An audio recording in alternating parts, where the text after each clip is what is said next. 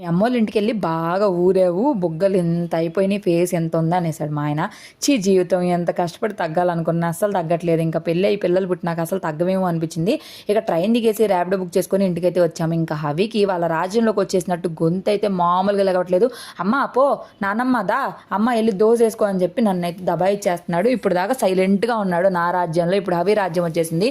వాళ్ళ నాన్న, తాత, నాయనమ్మ అందరినీ చూసుకొని రెచ్చిపోతున్నాడు. ఇక స్వీట్ కార్న్ అలాగే కందిపప్పు కడిగి పక్కన పెట్టేసుకున్నాము. జున్ను పాలు కూడా ఉన్నాయి కదా, ఫ్రిడ్జ్లో బయటకు తీసి పెట్టి అత్తయ్యకి చెప్పాను జున్ను పాలు తెచ్చాను అత్తయ్య అని. ఆ చైన్ వచ్చేసి అత్తయ్య చేశారు ఇంట్లోనే. నేను డీటెయిల్గా మీకు మా అత్తయ్య బిజినెస్ అనేది కూడా షేర్ చేస్తాను అన్ని రెడీ అయిన తర్వాత.